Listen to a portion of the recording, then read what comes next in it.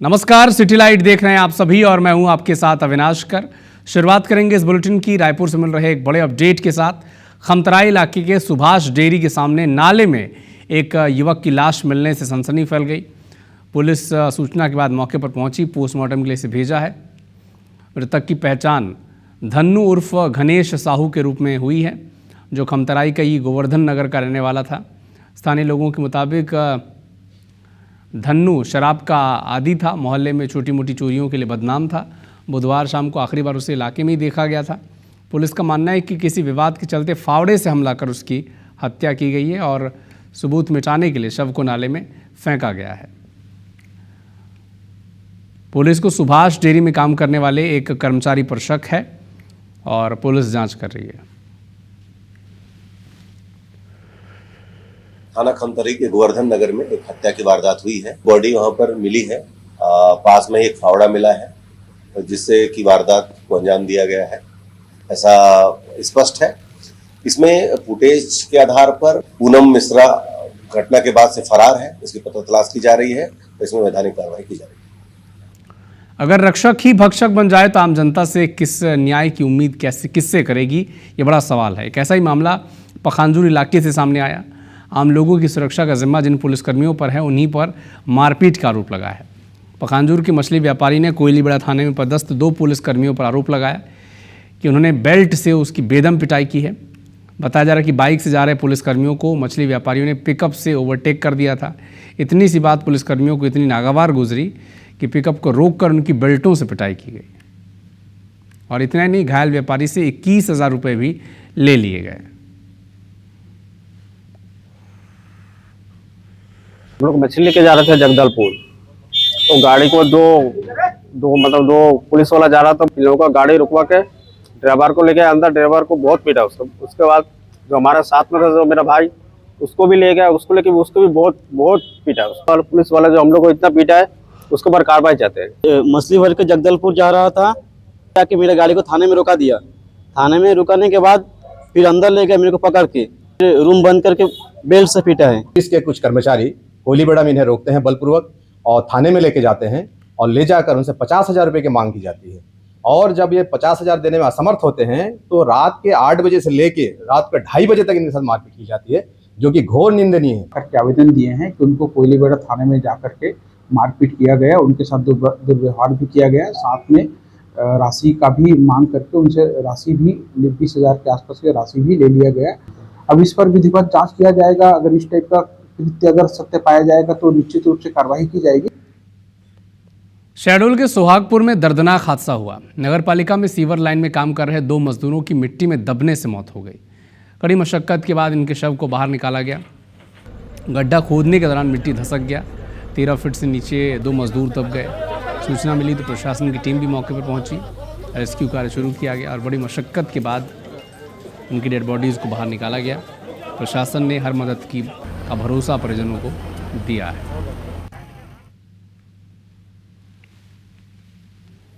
यहाँ पे 2 आदमी पाइप डालने के लिए उठे हुए थे, जिसमें से एक तो तुरंत ऑन द स्पॉट खत्म हो गया था और दूसरा जो था उसको बचाने की कोशिश हम लोगों ने बहुत की। 1.5 घंटे लगातार मेहनत करने के बाद भी उसको बचा नहीं पाए और सीवर वाले एक भी आदमी आके हमारी हेल्प नहीं की। हम लोग मोहल्ले के जितने लोग थे सर, सारी पूरी मेहनत कर दी पर उसको बचा नहीं पाए। नीचे डीप में 1-2 लेबर एक साथ गए पाइप को फैलाने के लिए, मिट्टी वहाँ की भसकी, दोनों एक दूसरे से एक विपरीत दिशा में गए। एक इस यहाँ पे है, एक उससे 5 फीट दूर है, दोनों दबे हुए हैं। लगभग 40 से 50 मिनट तक मैं अकेले नीचे जाके गड्ढा कर करके उसको क्लीन किया, मिट्टी को कमर तक क्लियर कर लिया था। कंपनी के जो लोग हैं उनकी ही मशीनें काम कर रही हैं, तो मैंने कंपनी से कहा है, उनकी MD से बात की कि दोनों जो मृत परिवार है उनको कम से कम 5-5 लाख की सहायता उनको दें।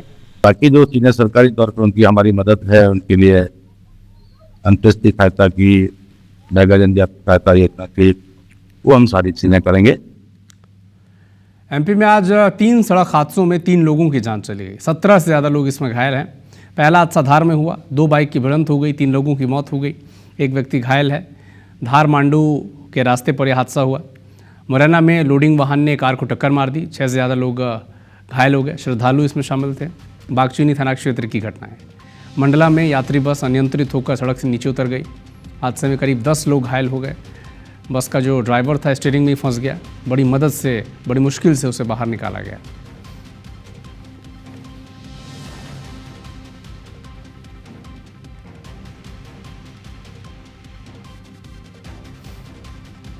नारायणपुर जिले के अबूझमाड़ क्षेत्र में सुरक्षा बलों और नक्सलियों के बीच मुठभेड़ हुई। 6 नक्सली ढेर होने की सूचना है।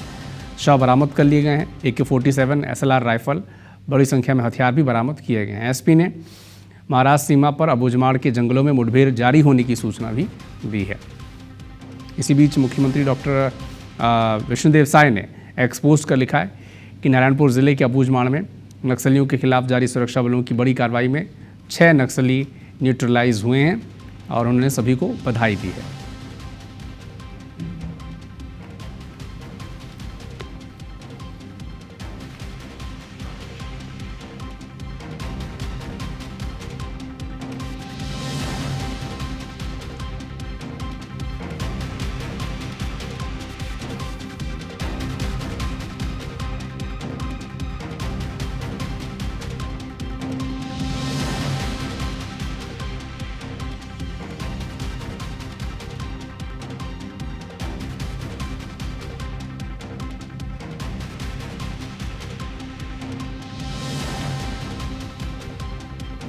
हरदा में एक अजीबोगरीब मामला सामने आया। एक प्राइवेट कॉलेज ने मुर्गी की एक प्रजाति का नाम नर्मदा रख दिया है। इस बात को लेकर नारमदीय ब्राह्मण समाज ने आक्रोश जताया और ये नाम बदलने की मांग की। ब्राह्मण समाज ने इसके लिए एक संयुक्त कलेक्टर को ज्ञापन सौंपा है। कहा है कि मां नर्मदा केवल एक नदी नहीं बल्कि इलाके के लोगों की आस्था का प्रतीक है और इसे इस तरह से बदनाम नहीं करना चाहिए। हम सब माँ नर्मदा के मानस पुत्र हैं। माँ नर्मदा एक नदी नहीं, पुण्य सलीला माँ है, प्रातः स्मरणीय हमारी आराध्य है। यदि मान लीजिए विलोपित नहीं होता है तो हम सब नारदी ब्राह्मण समाज के और सभी नर्मदा भक्त एक साथ जुट होकर हमसे जो आवश्यक कार्रवाई बनेगी हम उसको करने में सक्षम हैं। आज नारदी ब्राह्मण समाज के लोगों ने एक ज्ञापन दिया है जिसमें मुर्गी का नाम माँ नर्मदा के उसमें रखा गया है। इसके संबंध में ज्ञापन दिया गया है। इसका नाम विलोपित करने के लिए कार्रवाई के लिए ज्ञापन दिया गया है। इस संबंध में आवश्यक कार्रवाई की जाएगी। जो कुछ धमतरी में स्कूलों की तालाबंदी का सिलसिला जारी है। 1 महीने से करीब दर्जन भर से ज़्यादा स्कूलों में ग्रामीणों और स्कूल प्रबंधन की तरफ से ताले जड़े जा चुके हैं। ताज़ा मामला सेमरा और दुगली का है। माध्यमिक स्कूल में प्रधान पाठक को हटाने की मांग को लेकर लोगों ने ताला जड़ दिया। दुगली के प्राथमिक स्कूल में शिक्षक कम होने की शिकायत पर बच्चों ने स्कूल के बाहर ताला जड़ दिया। नगरी धमतरी मुख्य मार्ग पर चक्का जाम कर हंगामेदार प्रदर्शन किया। सबसे ज़्यादा नुकसान स्कूली बच्चों का ही हो रहा है इसमें, क्योंकि तालाबंदी के चलते उन्हीं की पढ़ाई प्रभावित हो रही है। प्रशासन ने कोई सख्त रवैया अब तक अपनाया नहीं है, लेकिन शिकायत और समाधान के लिए तय नियम कायदे मौजूद हैं। ऐसे में लोग सवाल पूछ रहे हैं कि हर बात पर स्कूल बंद करना क्या सही है।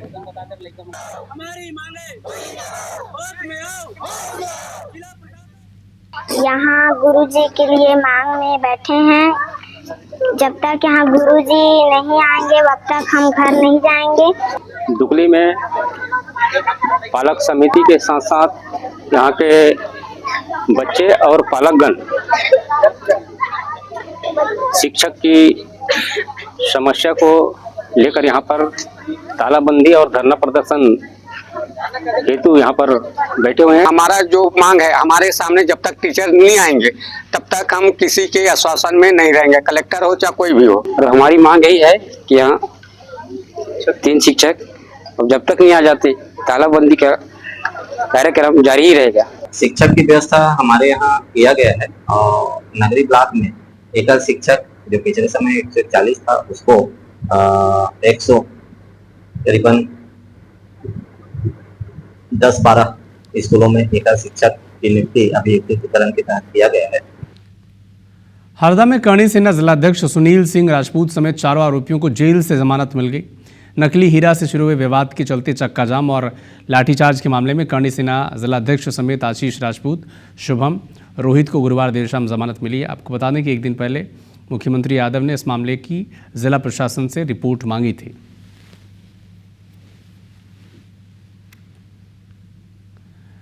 हरदा में करणी सेना के कार्यकर्ताओं पर हुए लाठीचार्ज को लेकर विरोध अब तेज होता जा रहा है। प्रदेश के अलग अलग जिलों में शुक्रवार को प्रदर्शन किया गया। 3 तस्वीर आप देखें। रतलाम में करणी सेना के कार्यकर्ताओं ने प्रदर्शन किया, कलेक्ट्रेट दफ्तर पहुंचे, धरना प्रदर्शन किया, न्यायिक जांच की मांग की, सीएम के नाम ज्ञापन भी सौंपा। आगर मालवा में भी प्रदर्शन किया गया, यहाँ पर भी नारेबाजी की गई, अपर कलेक्टर को ज्ञापन सौंपा गया। उज्जैन में भी रैली निकाली गई और प्रशासनिक संकुल का घेराव किया गया, नाराजगी जताई गई प्रशासन के रवैये पर। छत्तीसगढ़ में बिजली बिल वृद्धि के खिलाफ कांग्रेस ने अलग अलग जिलों में प्रदर्शन किया, नारेबाजी की और सरकार के खिलाफ खूब सरकार को कोसा है। कुछ तस्वीरें आप देखें। बिलासपुर में कांग्रेस ने बढ़े हुए बिजली दर और लचर बिजली व्यवस्था को लेकर प्रदर्शन किया। जिला मुख्यालय का बिजली जो दफ्तर है उसे घेराव किया। कोंडागांव में भी बिजली बिल के खिलाफ दही कुंगा के बिजली ऑफिस का घेराव किया गया। पूर्व कैबिनेट मंत्री मोहन मरकाम ने सरकार की नीतियों का विरोध किया, नारेबाजी की। वाड्रफनगर में बिजली बिल के वृद्धि को लेकर बिजली कार्यालय का घेराव किया गया। इधर राजनांदगांव में भी प्रदर्शन हुआ कांग्रेस के तरफ से और बलरामपुर के सनावल में भी धरना प्रदर्शन किया गया।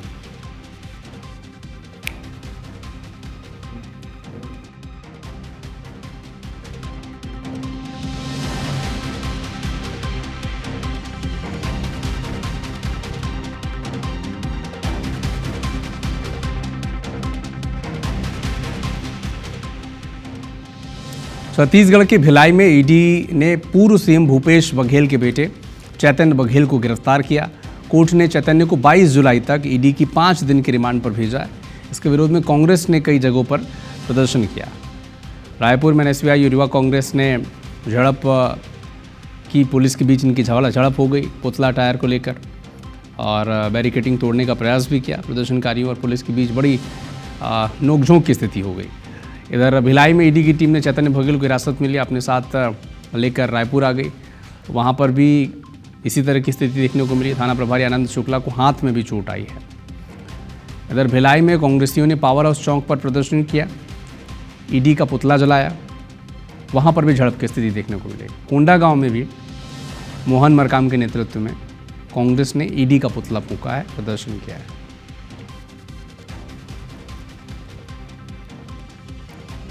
छत्तीसगढ़ की तात्कालिक भूपेश सरकार की एक और फ्लैगशिप योजना पर जांच की घोषणा हो चुकी है। साल 2023 में बघेल सरकार ने बोरेबासी कार्यक्रम का आयोजन करवाया था। बड़ी तादाद में पंडाल लगाए गए थे, बाद में से जमकर करप्शन का आरोप इस पर लगा था। आज विधानसभा में ये मुद्दा उठा और विभागीय मंत्री ने पूरे मामले की जांच विधायक दल की जांच समिति से कराने का ऐलान किया है।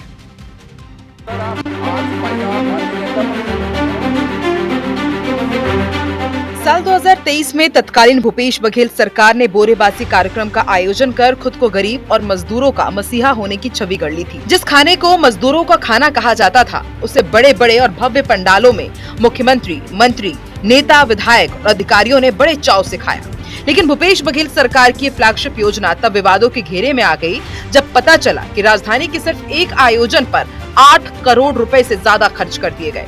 न कोई टेंडर जारी हुआ, न किसी एजेंसी का चयन, बस मौखिक आदेश पर ही करोड़ों रुपए खर्च कर दिए गए।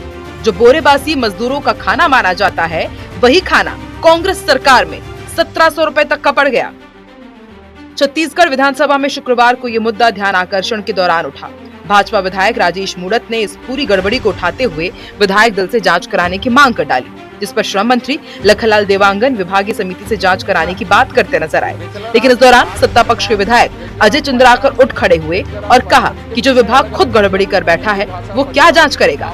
आखिरकार श्रम मंत्री को झुकना पड़ा और विधायक दल से जांच कराने का ऐलान किया गया। आज ध्यान आकर्षण के माध्यम से करोड़ों रुपए का अपव्यय पूर्व सरकार और श्रम विभाग द्वारा किया गया। आज मंत्री जी ने सहजता से विधानसभा में विधायक दल की कमेटी से जांच कराने की घोषणा की है। मैं उसका स्वागत करता हूं और माननीय मुख्यमंत्री जी के प्रति आभार व्यक्त करता हूं। बोरेबासी के आयोजन में भ्रष्टाचार की कई रिपोर्ट मीडिया में भी सामने आ चुकी है। उपलब्ध दस्तावेज के अनुसार एक ही जगह इवेंट कंपनी के 3 कार्यक्रम दिखा दिए गए। जितनी कुर्सियां नहीं लगी, उससे कहीं ज्यादा लोगों को खाना खिलाना बता दिया गया। इवेंट कंपनी की ओर से पेश बिल में भी काटछाट की गई। हालांकि अब जांच की घोषणा होने पर कांग्रेस नेता इसे बदले की राजनीति करार दे रहे हैं। बोरेबासी दिवस एक ऐतिहासिक दिवस, मजदूर दिवस के दिन इसको अंजाम दिया गया और मैं समझता हूँ कांग्रेस इस प्रदेश की संस्कृति को कांग्रेस पार्टी ने विश्व स्तर पर प्रचारित किया। एक बड़ा आयोजन जिसको गरीब आदमी से लेकर बड़े आदमी तक बड़े गर्व के साथ उस आयोजन को मनाया। अब भारतीय जनता पार्टी ऐसी कोई बड़े आयोजन तो कर नहीं पा रही, लोगों को जोड़ नहीं पा रही, तो कैसे उसको भ्रष्टाचार में उसकी प्लानिंग करके उसको बताया जाए, ये भारतीय जनता पार्टी कर रही है। कोई भ्रष्टाचार हुआ नहीं और वो भी साफ हो जाएगा। भ्रष्टाचार होगा, भारतीय जनता पार्टी तो अभी तक ईडी के जितने मामले लगाई है आज तक उसमें कुछ साबित नहीं कर पाई, सिर्फ डराने धमकाने का काम। छत्तीसगढ़ के साइंस कॉलेज मैदान में आयोजित सिर्फ एक कार्यक्रम में करीब 8.5 करोड़ रुपए की खर्च की बात सामने आ रही है। ऐसे छोटे छोटे आयोजन पूरे प्रदेश में हुए थे। ऐसे में अगर जांच पूरी हुई तो फिर बड़ा घोटाला और इस घोटाले का बड़ा आंकड़ा भी सामने आ सकता है। छत्तीसगढ़ विधानसभा में ध्यानाकर्षण के दौरान जब ये मुद्दा उठा तो विपक्ष पूरी तरह से नदारद था, क्योंकि ईडी की कार्रवाई के विरोध में पूरा विपक्ष सदन से वॉकआउट कर दिन भर की कार्रवाई का बहिष्कार कर गया था। विपक्ष का सीट खाली थी और जब ये मुद्दे को राजेश मूणत जैसे तेज तर्रार नेता ने उठाया तो उनको साथ मिला अजय चंद्राकर का और फिर दोनों ने मिलकर विभागीय मंत्री लखनलाल देवांगन को घेर दिया। कई बार इनकार करने के बाद आखिरकार मंत्री को झुकना पड़ा और सदन की विधायक दल की जांच कमेटी से इस पूरे घोटाले की जांच कराने की घोषणा करनी पड़ी। कैमरा पर्सन अजय गुर्जर के साथ राजेश राज, IBC 24 रायपुर। छत्तीसगढ़ विधानसभा का 5 दिवसीय मानसून सेशन शुक्रवार को समाप्त हुआ। सत्र में पक्ष विपक्ष ने कई मुद्दों पर चर्चा की। विधानसभा अध्यक्ष डॉक्टर रमन सिंह ने मानसून सत्र में उन्होंने बताया कि मानसून सेशन में 13 विधेयक प्रस्ताव पारित हुए हैं। ऑपरेशन सिंदूर पर धन्यवाद प्रस्ताव पारित हुआ। कुल 996 प्रश्न और ध्यानाकर्षण की 385 सूचनाएं प्राप्त हुई। ये सत्र सभी विधायकों के लिए प्रेरणादायी रहा। छत्तीसगढ़ विधानसभा के षष्ठम सत्र का आज अंतिम दिन है कि इस विधानसभा का यह सत्र आज का दिन बैठक की दृष्टि से अंतिम दिवस होगा। इसलिए आज हम सब ने इस विधानसभा को याद करते हुए यहाँ जिस कुछ सीखने को मिला और ये यात्रा सभी विधायकों के लिए प्रेरणादायी रही। कहे कि छोटे से सत्र में कई महत्वपूर्ण विधेयक भी पास हुए, संशोधन विधेयक भी पास हुए और ऑपरेशन सिंदूर को लेकर यहाँ पर विधानसभा में चर्चा भी हुई। नया विधानसभा का जो परिसर है वहाँ पर सारे मंत्री और विधायक जाकर वृक्षारोपण भी किए और इस तरह से बड़ा महत्वपूर्ण रहा इस सत्र। केंद्र सरकार ने खरीफ सीजन 2024-25 के लिए छत्तीसगढ़ में धान खरीदी के अनुमान को 70 लाख मीट्रिक टन से बढ़ाकर अब 78 लाख मीट्रिक टन करने का फैसला लिया है। सीएम साहब ने इस फैसले के लिए पीएम मोदी का धन्यवाद भी दिया, आभार भी जताया। सीएम ने कहा कि ये फैसला केंद्र और राज्य सरकार की डबल इंजन की प्रतिबद्धता का सजीव प्रमाण है।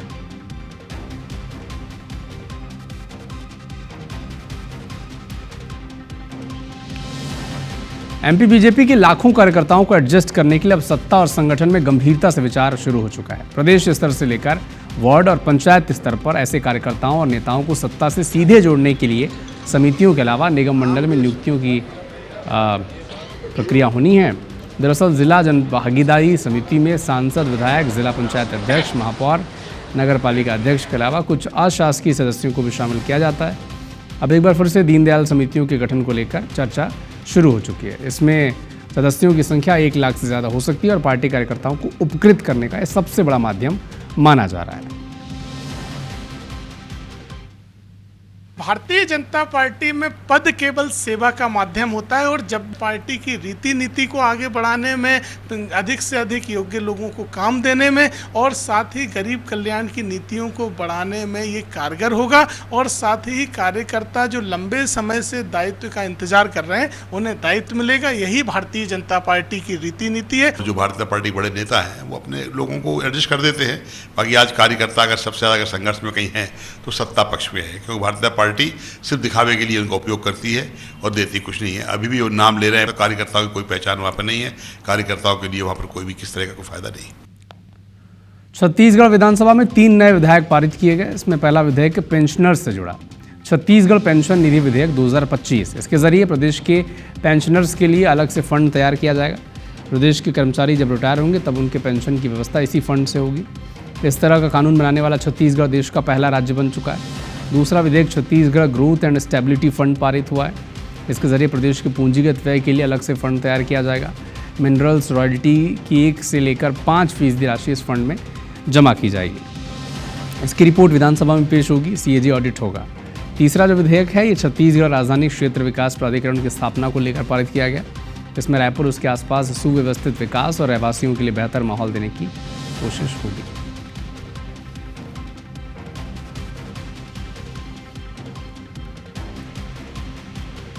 छत्तीसगढ़ के कुशाभाऊ पत्रकारिता विश्वविद्यालय में कुलपति बनने के लिए नियम बदल चुका है।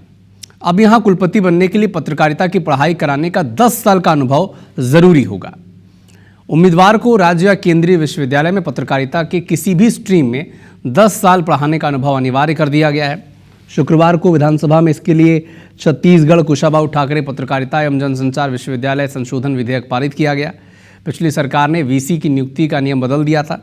10 साल के अध्यापन अनुभव को हटाकर पत्रकारिता में 20 साल के अनुभव को लागू कर दिया गया था।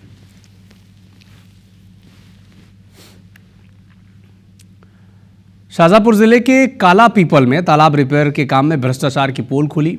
कलेक्टर ने मौके पर जाकर देखा तो तालाब में पिचिंग के लिए डाले गए बीम में मिट्टी का इस्तेमाल किया गया था, जो हाथ से निकल रहा था। कलेक्टर ने पिछले दिनों तालाब का निरीक्षण किया था और कार्य में पाई गई कमी को देखकर नाराजगी व्यक्त की थी। ठेकेदार का पेमेंट रोकने के निर्देश दिए थे और तालाब निर्माण कार्य में पाई गई कमी की जांच के लिए टीम का गठन भी किया था।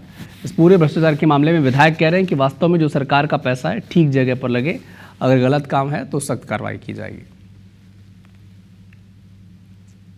जो अमृत 2.0 में जो तालाब का रिपेयरिंग वाटर रिजुएशन कार्य का जो था उसका भी अवलोकन किया गया है और उन्होंने भ्रमण के दौरान जो कमियां देखी है उन कमियों को पूर्ति के निर्देश दिए गए हैं। अब वाटर बॉडी रिजुएशन है वो 35 लाख की लागत का है। कलेक्टर मैडम का भी दौरा था वहाँ पे और निर्माण में अगर गुणवत्ता में कमी है तो उस पर कार्रवाई के लिए मैं अधिकारी को बात करूँगा और वास्तव में जो सरकार का पैसा है वो ठीक जगह पर लगे और उसका परिणाम ठीक आए, जनता के हक में आए, ये हमारा प्रयास रहता है। जेल में बंद पूर्व आबकारी मंत्री कवासी लखमा की जमानत याचिका बिलासपुर हाईकोर्ट ने खारिज कर दी है। कोर्ट ने कहा कि मामले की गंभीरता को देखते हुए जमानत नहीं दी जा सकती। याचिका की सुनवाई जस्टिस अरविंद वर्मा की बेंच में हुई, जिसमें लखमा की ओर से वकील हर्षवर्धन ने तर्क दिया कि साल 2024 में केस दर्ज किया गया, 1.5 साल बाद गिरफ्तारी की गई, जो गलत है।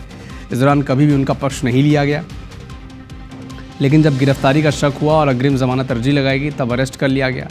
लखमा के वकील ने यह भी बताया कि केवल बयानों के आधार पर उन्हें आरोपी बनाया गया है, कोई सबूत है नहीं इनके पास।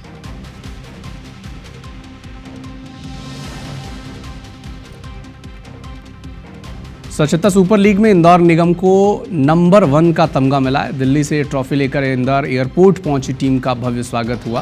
गुरुवार को मेयर पुष्यमित्र भार्गव, निगम आयुक्त शिवम वर्मा ने राष्ट्रपति द्रौपदी मुर्मू से नंबर 1 का अवार्ड मिला था उन्हें और मेयर पुष्यमित्र भार्गव से खास बातचीत की हमारे संवाददाता रवि हेमराज सिसोदिया ने। स्वच्छता सुपर लीग में इंदौर नंबर 1 आने के बाद इंदौर पहुंचे हैं मेयर पुष्यमित्र भार्गव, निगम आयुक्त शिवम वर्मा और आप देखेंगे कि जोरदार स्वागत जो है उनका एयरपोर्ट पर किया जा रहा है। बड़ी संख्या यहाँ पर जो कार्यकर्ता हैं वो लोग यहाँ पर पहुंचे हुए हैं। चूंकि इंदौर अब स्वच्छता में सिरमौर है और ऐसे में साफ सफाई को लेकर अब इंदौर नगर निगम जो है वो पाठ पढ़ाने वाला है। इंदौर शहर नंबर 1 है और सिरमौर बना है स्वच्छता के शिखर पर। इंदौर फिर ऊपर है, स्वच्छता से रैंकिंग से भी ऊपर है और स्वच्छता में देश के यशस्वी प्रधानमंत्री नरेंद्र मोदी जी के सपनों को पूरा करने वाला शहर है। मैं अपने सफाई मित्रों को, निगम के अधिकारी कर्मचारियों को और इंदौर शहर की जनता को धन्यवाद करता हूँ, उनका अभिनंदन करता हूँ। उनकी मेहनत से, उनकी आदत से इंदौर 8वीं बार देश का नंबर 1 शहर बना। हमारे लिए सौभाग्य की बात है कि वाराणसी की जिम्मेदारी मिल रही है जहाँ से प्रधानमंत्री सांसद है। वाराणसी में इंदौर का मॉडल कॉपी हो, इसके लिए बात चल रही है। मध्य प्रदेश का कौन सा शहर मिलेगा ये तय होना बाकी है। आज इंदौर एयरपोर्ट पर भव्य स्वागत जो है सभी अधिकारियों का, पुष्यमित्र भार्गव मेयर का यहाँ पर किया गया है। संतोष जटवन के साथ रवि हेमराज सिसोदिया, इंदौर। स्वच्छता सुपर लीग में नंबर 1 आने के बाद इंदौर के राजवाड़ा पर इंदौर की टीम का ज़बरदस्त स्वागत हुआ। राजवाड़ा पर स्वच्छता को लेकर आतिशबाजी की गई और हाथों हाथ दूसरी तरफ सफाई भी की। बड़ी संख्या में लोग वहां पर जश्न मनाने के लिए पहुंचे। मेयर, निगम आयुक्त, बड़ी संख्या में स्वच्छता मित्र भी पहुंचे और मेयर ने जश्न मनाया, ढोल के ताप पर डांस भी किया। आतिशबाजी के बाद मौके पर सफाई कर रहे स्वच्छता कर्मियों से बातचीत की हमारे संवाददाता रवि हेमराज सिसोदिया ने। इंदौर शहर नंबर 1 क्यों है वो आपको तस्वीरों में दिखाते हैं। देखिए अभी इंदौर में जो स्वच्छता में की सुपर लीग में नंबर 1 आया है उसका जश्न चल रहा है, लेकिन जश्न के तुरंत बाद ही जो स्वच्छता मित्र हैं वो तुरंत ही यहाँ पर कचरा जो है वो उठाते हुए यहाँ पर आपको नज़र आ रहे हैं यहाँ पर। और यहाँ पर आप देखेंगे कि नगर निगम के जो कर्मचारी हैं वो तुरंत ही इस कचरे को साफ कर दे रहे हैं। अमूमन आपने देखा है कि कहीं पर भी अगर जश्न मनता है तो घंटों तक वहाँ पर जो कचरा है वो पड़ा रहता है, लेकिन अभी जश्न मने हुए 2 मिनट भी नहीं हुए हैं और आपको ये रोड पूरी साफ होती हुई नज़र आएगी। तो ये इंदौर नगर निगम की ताकत है और यह इंदौर नगर निगम के जो अधिकारी हैं उनका काम करने का डेडिकेशन है कि आप देखेंगे कि जो रोड अब से 10 मिनट पहले आपको गंदी नज़र आ रही थी वो अब पूरी तरीके से साफ होते हुए नज़र आ रही है। और कुछ इसी तरीके से नगर निगम के कर्मचारी जो हैं वो दिन रात काम करते हैं और 24 घंटे जो सफाई है इंदौर शहर में चलती है और यही कारण है कि इंदौर अब स्वच्छता में सिरमौर है और फिर से नंबर 1 अपना इंदौर है। कैमरा पर्सन संतोष जटवन के साथ रवि हेमराज सिसोदिया, इंदौर।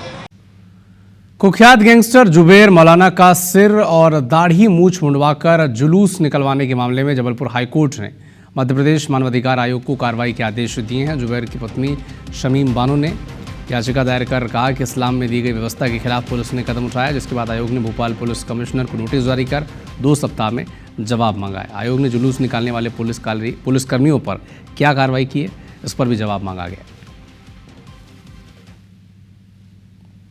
जुबेर भोपाल शहर का एक इनामी बदमाश था। पुलिस के द्वारा उसको गिरफ्तार किया गया उसके साथियों के समेत और उसका पब्लिकली जुलूस निकाला गया और उनके कल्चर के हिसाब से उसके दाढ़ी मूछ मुड़वा दिए गए, जो कि आर्टिकल 21, 22 और 25 का वायलेशन है और ह्यूमन राइट्स का भी वायलेशन में। शमीम बानो के द्वारा जो आवेदन दिए गए हैं उसमें शीघ्र से शीघ्र जांच कर कानूनी कार्रवाई की जाए।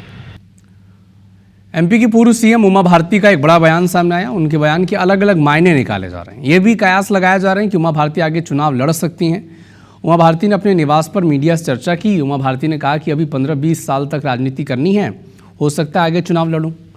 मैंने अटल और आडवाणी के साथ काम किया, लेकिन मेरी उम्र ज़्यादा नहीं है। उमा भारती ने कहा कि सरकार चाहे कांग्रेस की रही हो या फिर बीजेपी की, मेरी वजह से मेरे परिवार को खूब प्रताड़ित किया गया। प्रताड़ना उन्हें मिली है परिवार को।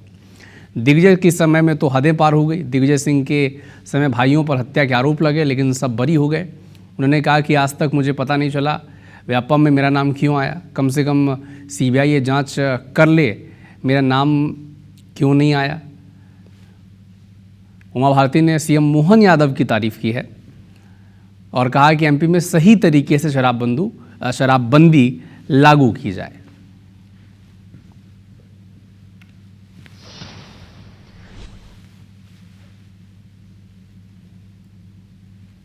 मैं आखिरी घड़ी तक रहूंगी और जब मुझे लगेगा मैं चुनाव जरूर लड़ूंगी। मैंने ये कहा कि मैं 19 का नहीं लड़ूंगी, 24 का नहीं लड़ूंगी, लेकिन मैं अभी हूँ कितनी कि मैंने अटल जी और आडवाणी जी के साथ काम किया। उस समय मेरी उनकी उम्र में 40 साल का गैप था और नाम चलता था अटल, आडवाणी, उमा भारती। तो लोग अधिकतर समझते हैं कि 75 पार की हो गई होगी बेन। अच्छा, बेन ने अभी 65 ही पार नहीं किया। और मोदी जी जब पहला चुनाव लड़े हैं तब वो 65 में चल रहे थे लोकसभा का। इसलिए अभी तो अपन को कम से कम 15-20 साल तक राजनीति करना है, हो सकता है चुनाव भी लो।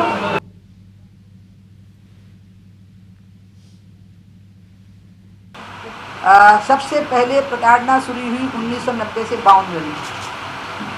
ये बन गई कि मेरे पे तो कुछ नहीं हो सका, भाइयों पर लूट और डकैती के केस बने, बल्कि उन डकैतियों के केस बने जो डकैतियां डरी ही नहीं थी। उसके बाद जब मैं जनशक्ति में, फिर तो दिग्विजय सिंह के समय पे तो जो हुआ वो तो पूछो ही मत। हत्या तक के केस भाइयों भतीजों पर दर्ज हो गए। व्यापम में मेरा नाम कैसे आया, इस टाइप का लग रहा मामला मुझे। मैं स्वयं चाहती हूँ कि सीबीआई कम से कम इस तथ्य की जांच तो कर ले कि मेरा नाम आया कैसे। सिंगरौली की देवसर सीट से बीजेपी विधायक राजेंद्र मेश्राम को जबलपुर की एमपी एमएलए कोर्ट से बड़ा झटका लगा है। कोर्ट ने देवसर विधायक के खिलाफ मानहानि का केस दर्ज किया है। साथ ही कोर्ट ने उन्हें 4 अगस्त को पेश होने के निर्देश दिए हैं। मामला सार्वजनिक सभा में एक शख्स को चोर कहने का है। सिंगरौली में जिला भूमि अर्जन समिति के सदस्य देवेंद्र पाठक को विधायक राजेंद्र मेश्राम ने भरी सभा में मंच से चोर कह दिया था। इसे ही अपनी मानहानि बताकर एमपी एमएलए कोर्ट में शिकायत की गई थी, जिस पर संज्ञान लिया गया है।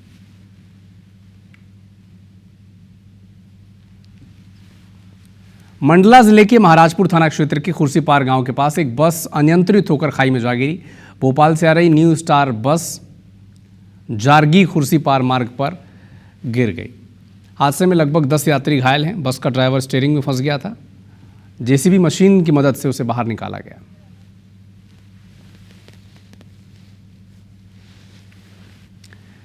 सिवनी से एक भीषण सड़क हादसे की लाइव तस्वीरें सामने आई। कुरई घाटी के पास एक सवारी वाहन को तेजी से रफ्तार जो ट्रक था इसने टक्कर मार दी। 2 लोगों की मौत हो गई और 9 अन्य लोग भी इसमें घायल हो गए। घटना देर शाम की बताई जा रही है।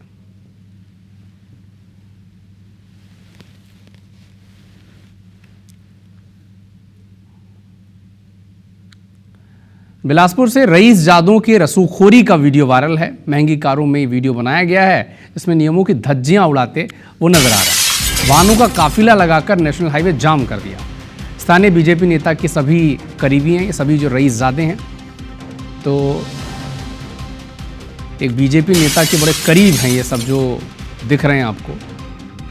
तो काफिला लगाकर नेशनल हाईवे पर जाम कर दिया हाईवे को।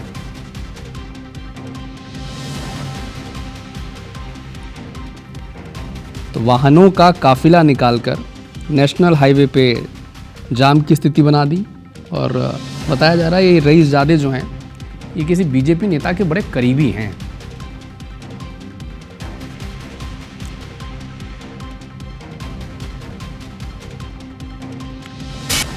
सूरजपुर जिला मुख्यालय की प्री मैट्रिक आदिवासी बालक छात्रावास की बिल्डिंग जर्जर हो चुकी है। हर रूम में पानी भर चुका है। बच्चे ना तो रह पाते हैं ना पढ़ाई कर पाते हैं। अब छात्रावास की स्थिति और बच्चों को हो रही परेशानी का जायजा लिया हमारी सहयोगी नितेश गुप्ता ने।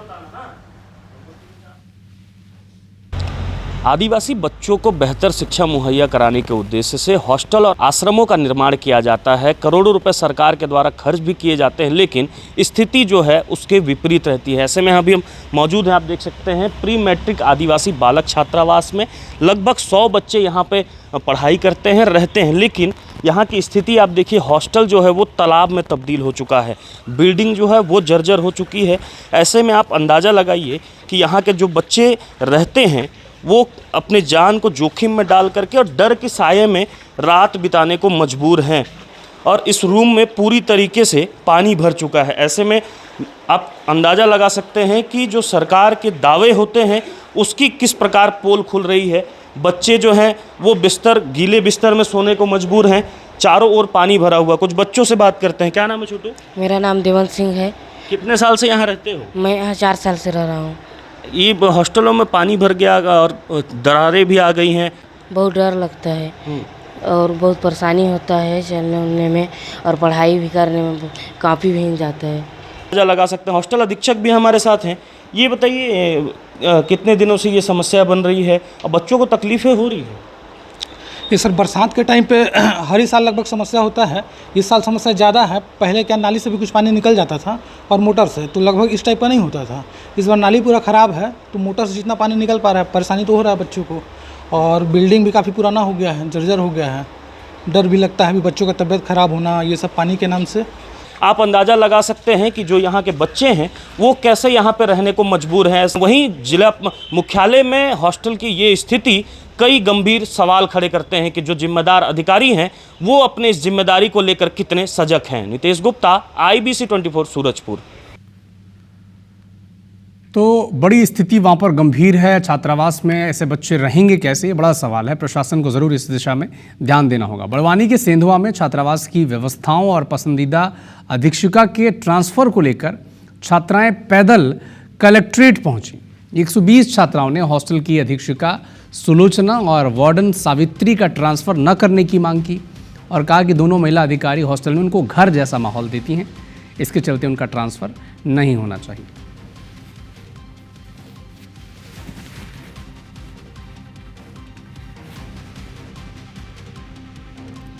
गरियाबंद के गांधी मैदान में 80 साल का बुजुर्ग इंसाफ की आस में भूख हड़ताल पर बैठा है। मैनपुर निवासी अहमद बैग को उसके ही बड़े बेटे साजिद और बहू परवीन ने उसके घर से निकाल दिया। बताया जा रहा है कि तहसीलदार ने उन्हें घर का कब्जा दिलवाया था, लेकिन हाल ही में बेटे बहू ने फिर से उस घर पर कब्जा कर लिया है। अब अहमद बेग अपने छोटे बेटे और बहू बेटी के साथ भूख हड़ताल पर बैठ गए हैं।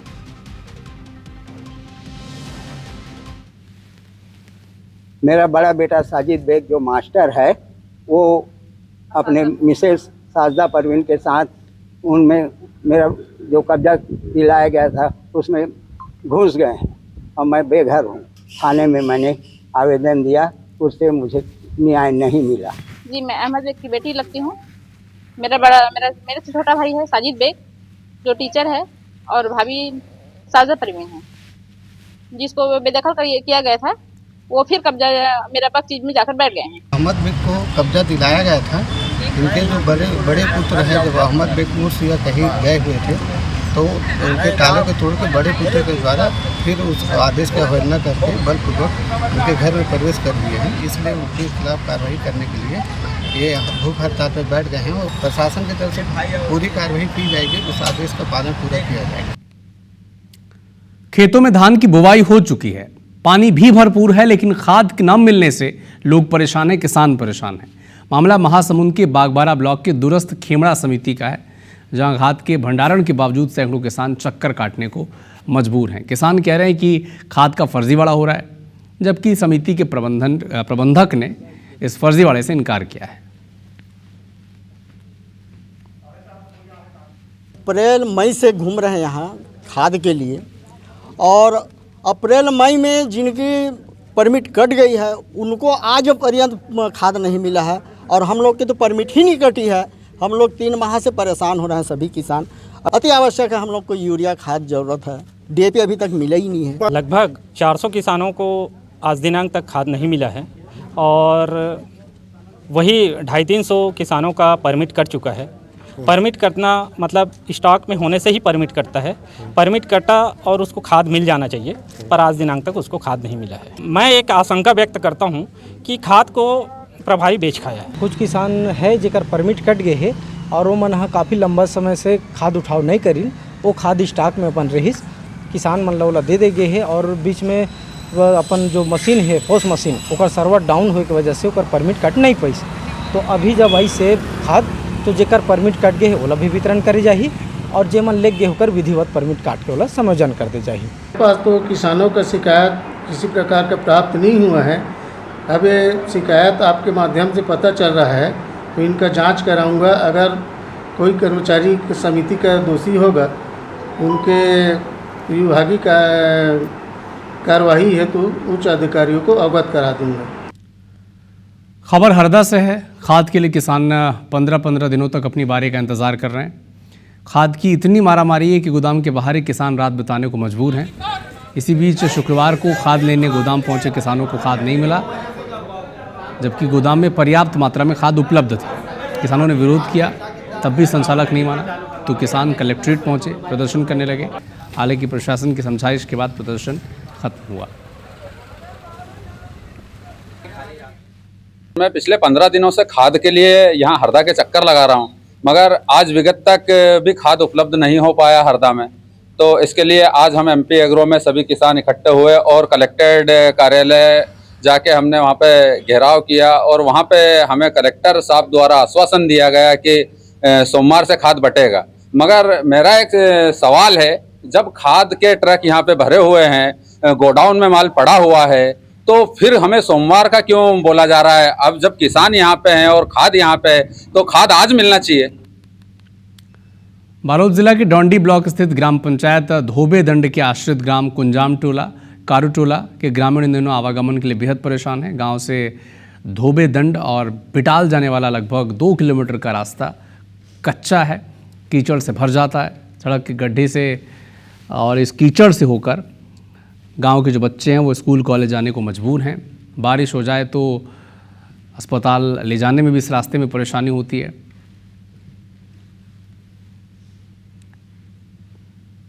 जैसे रास्ते में बारिश में आथन हम मना तो चलथन तो कीचड़ के वजह से हमारा लड़का मन भी पढ़ाई वढ़ाई के वंचित होते और हमारे राहगीर मन भी कई जन गाड़ी से गिरते हपड़ते ऐसे टाइप के है। और हम पिछले बार आवेदन कलेक्टर के पास गए हैं जन दर्शन में तो लिखा पड़ी तक ही हुई, मीडिया वीडिया आए, सीओ साहब भी आ रही सर्वे करे बार और जज के तसरी अभी तक कोई एक सुनवाई नहीं हो पाई। ये रोड इतना खराब है कि पूछो मत ऐसे जी। यहाँ तो आ जाए बार परेशानी है, लोग लड़का के स्कूल जाते थे करो परेशानी है, जड़ जुड़ में सुता था तो डॉक्टर का ले गए लाने बार परेशानी है।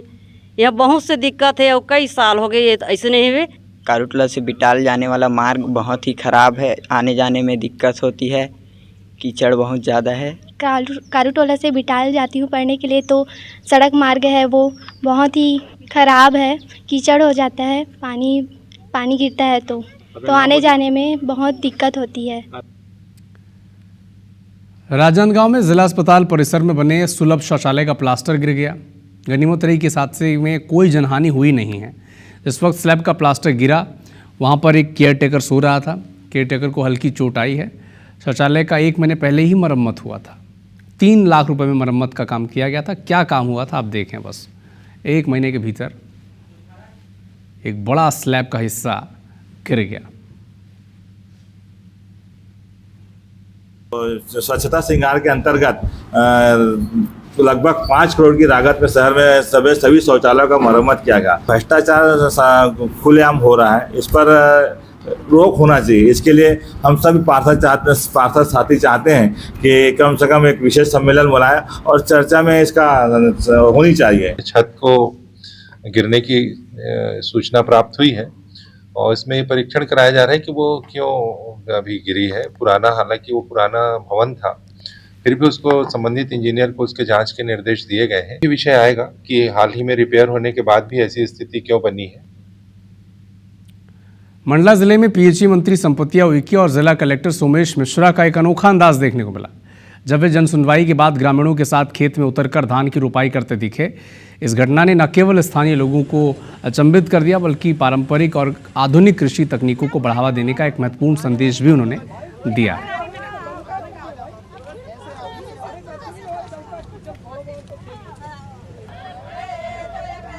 हम लोग लौट रहे थे कृषि फार्म केंद्र चिरेडोंगरी। यहाँ पे हम लोगों ने नैनपुर से लौटते वक्त यहाँ पे देखे कि रोपाई हमारी जो परंपरा अनुसार जिस तरीके से गीत गाते हुए रोपाई करते हैं सावन के महीने में, और यहाँ पे वो लोग रोपा लगा रहे थे और आज हम लोग आकर के यहाँ पे उन्हीं के साथ रोपा लगाए। श्री रामलला दर्शन योजना के तहत चलाई जा रही विशेष ट्रेन अयोध्या पहुंची। यहाँ श्रद्धालुओं ने रामलला के दर्शन और सरयू स्नान कर अपने जीवन को धन्य बताया। छत्तीसगढ़ के कई जिलों से लगभग 850 श्रद्धालु इस विशेष दर्शन यात्रा में शामिल हुए। 15 जुलाई को रायपुर रेलवे स्टेशन से विशेष ट्रेन के जरिए ये रवाना हुए थे। इससे पहले वो वाराणसी पहुंची थी ट्रेन, जहां श्रद्धालुओं ने काशी विश्वनाथ के भी दर्शन किए थे। फिर अयोध्या पहुंचकर इन्होंने दर्शन लाभ लिया है। सुविधाएं में किसी प्रकार की कोई कमी नहीं है और बहुत सुंदर सुविधा व्यवस्था किया गया है और कहीं पर 1 भी रुपए के लेन देन की बात कहीं नहीं हुआ है।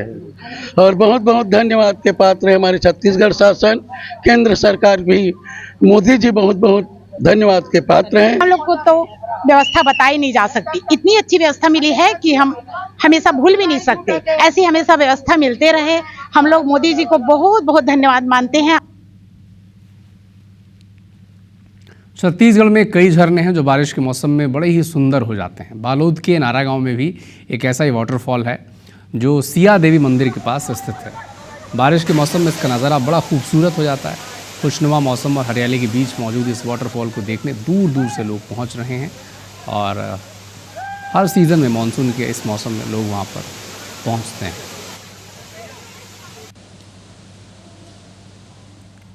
सिया देवी मंदिर हम लोग दर्शन करने आए थे और हमारे पूरा स्टाफ का प्लान था बहुत दिन से कि यहाँ आना है करके। और यहाँ पे जो जलप्रपात अच्छा नज़ारा है, प्राकृतिक जो सौंदर्य है वो खुलकर यहाँ पे दिख रही है। बहुत अच्छा है और काफ़ी लोग आए हैं, बहुत अच्छा लग रहा है। हमारे छत्तीसगढ़ की शान है ये। बालोद जिला में एक विशेष वाटरफॉल के रूप में यह उपस्थित है। इसे और बहुत अच्छा पर्यटक विभाग को बनाना चाहिए और सैलानियों के लिए यहाँ पर उत्तम व्यवस्था की जानी चाहिए। ये नारा गांव का वाटरफॉल है सिया देवी मंदिर का। बहुत ही अच्छी जगह है। मैं यहाँ पे घूमने आया था और लोगों को आना चाहिए यहाँ पे सावन महीने में घूमने के लिए, ताकि वो यहाँ का जगह का लुत्फ उठा सके। देश भर में अपनी खास अंदाज की शायरी और हास्य शैली के लिए पहचाने जाने वाले हास्य कलाकार एहसान कुरैशी रीवा पहुंचे। वो शान विंध्य सम्मान समारोह में शामिल हुए।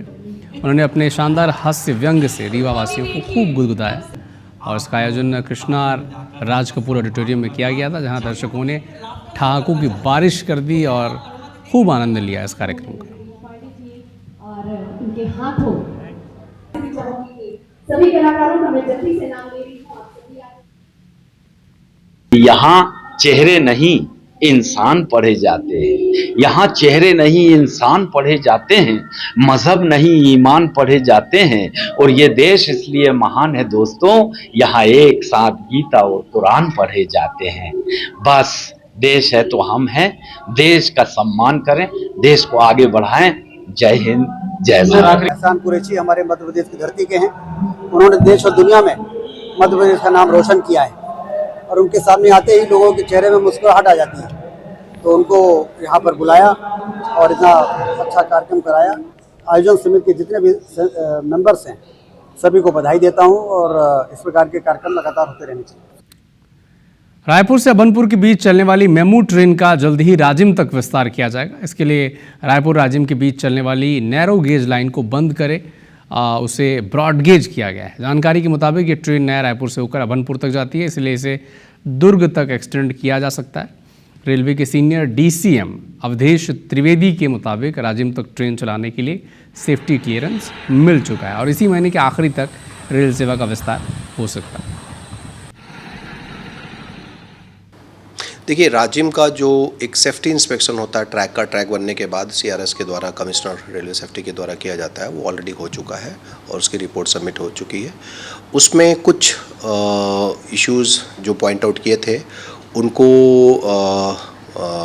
कार्य कर रही है डिवीज़न की जो हमारी कंस्ट्रक्शन विंग है, वो लोग कार्य कर रहे हैं और बहुत जल्दी वो सभी कार्य पूरे कर लिए जाएंगे। और जैसा आपने कहा कि 15 अगस्त is like very likely date कि हम उससे पहले ही यहाँ ये जो रायपुर से अभनपुर होते हुए राजिम तक जो रेल सेवा है उसको शुरू कर देंगे। बलरामपुर जिले के नाम एक विश्व रिकॉर्ड बना है। जल संरक्षण के उद्देश्य से जिले में मोर गांव मोर पानी अभियान के तहत लक्ष्य से अधिक 1,65,193 सोख्ता गड्ढा का निर्माण किया गया। इस काम में ग्रामीणों ने बढ़ चढ़कर हिस्सा लिया। जल संरक्षण की दिशा में जिले का नाम golden book of world record में शामिल किया गया। वर्ल्ड रिकॉर्ड की स्टेट हेड सोनल शर्मा ने कलेक्टर राजेंद्र कटारा को प्रमाण पत्र दिया। अंबिकापुर नगर निगम ने एक बार फिर से स्वच्छता के क्षेत्र में प्रदेश का नाम रोशन किया है। लगातार देश को स्वच्छता के नए मॉडल देने वाला शहर इस बार सुपर स्वच्छता लीग में शामिल हुआ और देश के राष्ट्रपति के हाथों सम्मानित होने का गौरव प्राप्त किया। अवार्ड लेने के लिए मंच पर प्रदेश के नगरीय निकाय मंत्री अरुण साव, अंबिकापुर की मेयर मंजुषा भगत और आयुक्त DN कश्यप मौजूद रहे।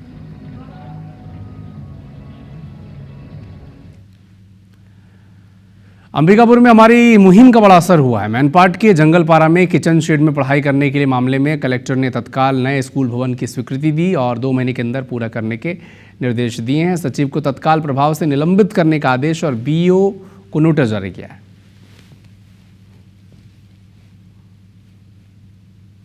अतिरिक्त कक्ष के रूप में एक किचन सेट है, जो सेट छोटा सा है, उसी में उसको संचालित किया जा रहा था, जिससे कलेक्टर महोदय काफी नाराज हुए और विद इन 2 से 2.5 महीने के अंदर में उसको कंप्लीट कराने के निर्देश दिए गए। तो ग्राम पंचायत सचिव के खिलाफ भी कलेक्टर महोदय बोले कि कार्यवाही करने के लिए, उसी प्रकार वहाँ पे हमारे शिक्षा विभाग के थे अधिकारी थे, उनके ऊपर भी कार्यवाही करने के लिए बोले हैं। ग्वालियर के जया रोगी अस्पताल की स्वास्थ्य सेवाएं खुद वेंटिलेटर पर हैं। हम ऐसा इसलिए कह रहे हैं क्योंकि यहाँ चारों लिफ्ट खराब हैं। हैरत की बात यह है कि हृदय रोगियों को सीढ़ियों से चढ़कर वार्ड में जाना पड़ता है। हार्ट के मरीजों को सीढ़ी चढ़ना मना होता है, लेकिन लिफ्ट खराब होने के चलते सीढ़ियों में हांफते हुए मरीज ऊपर जाते हैं।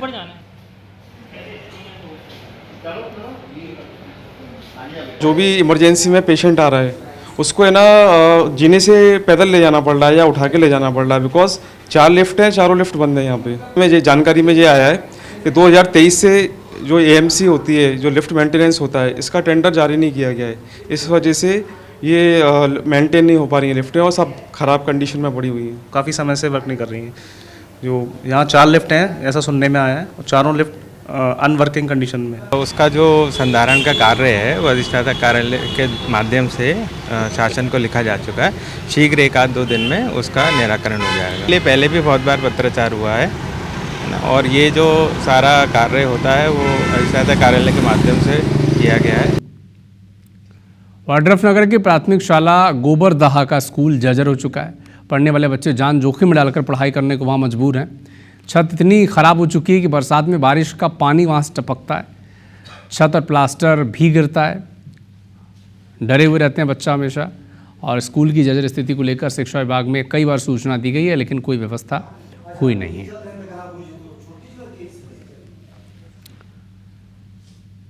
सावन के महीने में बाजार की रौनक बढ़ गई है। मंदिरों में श्रद्धालुओं की भीड़ तो दिखती है, लेकिन बाजारों में फूलों, फलों और व्रत से जुड़ी सामग्री की डिमांड बढ़ी है। मांग का असर कीमतों पर भी दिखता है। बाजार स्पेशलिस्ट कहते हैं कि व्रत की सामग्री से लेकर फलों तक के दाम में करीब 10 से 12% का इजाफा हुआ है। सेब, केला, अनार जैसे फलों की कीमत बढ़ी है। सप्लाई डिमांड वजह है। अंतर्राष्ट्रीय स्तर पर जारी एक टैरिफ वॉर के चलते एक बार फिर से सोने चांदी के दाम में तेज़ी देखने को मिली है। अक्सर दोनों धातुओं के दाम ज़्यादा होने पर मार्केट से ग्राहक गायब हो जाते हैं, लेकिन इस समय स्थिति थोड़ी अलग है। रायपुर सराफा मार्केट की बात करें तो इस समय मार्केट में लोग खरीदारी जमकर कर रहे हैं। व्यापारियों के मुताबिक इंटरनेशनल मार्केट में तेज़ी के चलते सोने और चांदी के दाम बढ़ रहे हैं। चांदी का जो उपयोग है सोलर पैनल में भी हो रहा है, इसके चलते भी तेज़ी देखने को मिली है।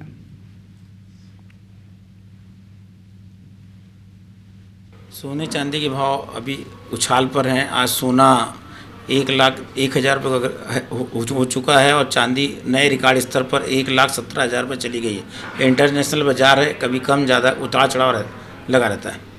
क्या स्थिति देख रही है मतलब मार्केट में? उसके बाद क्या स्थिति है? रेट बढ़े हुए चांदी के, सोने के? मार्केट में स्थिति है चांदी सोने के बाद और बढ़ने की स्थिति है। अंतर्राष्ट्रीय बाजार के अस्थिर होने के कारण लगातार बढ़ जा रहे हैं।